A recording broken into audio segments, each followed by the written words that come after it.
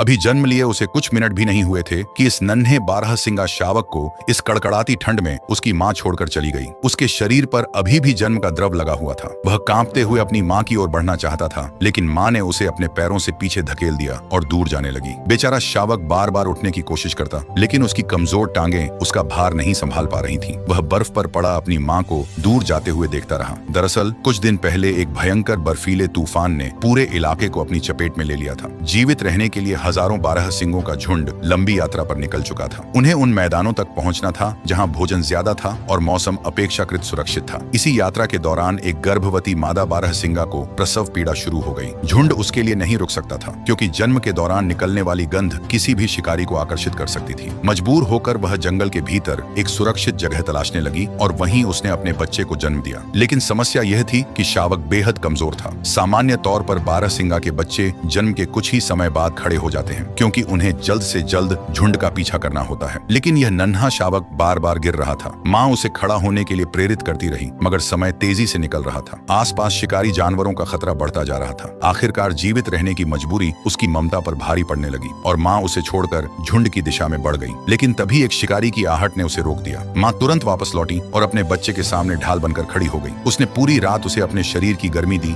बर्फ साफ की और उसकी रक्षा करती रही। अगली सुबह एक चमत्कार हुआ। नन्हा शावक आखिरकार अपने पैरों पर खड़ा हो गया। हालांकि वह अभी भी लड़खड़ा रहा था, लेकिन अब उसके जीवित रहने की उम्मीद जाग चुकी थी। माँ तुरंत उसे लेकर झुंड की तलाश में निकल पड़ी। रास्ते में उन्हें बर्फीले जंगल, पहाड़ियाँ और एक खतरनाक नदी भी पार करनी थी। नदी के किनारे शावक डर गया, लेकिन माँ ने उसे रास्ता दिखाया। कई बार डगमगाने के बावजूद उसने हार नहीं मानी और आखिरकार नदी पार कर ली। दिनों की कठिन यात्रा के बाद माँ को बर्फ पर झुंड के पैरों के निशान दिखाई दिए। वह तेजी से उस दिशा में दौड़ी और कुछ ही देर बाद दूर घाटी में पूरा झुंड नजर आने लगा। कड़ाके की ठंड, समय से पहले जन्म, शिकारी जानवरों का खतरा और लंबी संघर्ष भरी यात्रा, इन सब के बावजूद यह नन्हा शावक जीवित था। जो कभी बर्फ पर पड़ा उठ भी नहीं पा रहा था, वह आज अपने झुंड के बीच मजबूती से खड़ा था। और शायद यही प्रकृति का सबसे खूबसूरत नियम है, जो हार नहीं मानता उसे जीने का एक और मौका जरूर मिलता है। अगर आपको इस नन्हे 12 सिंगा की संघर्ष भरी कहानी पसंद आई हो तो वीडियो को लाइक जरूर करें। ऐसी ही अद्भुत कहानियों के लिए चैनल को सब्सक्राइब करना न भूलें।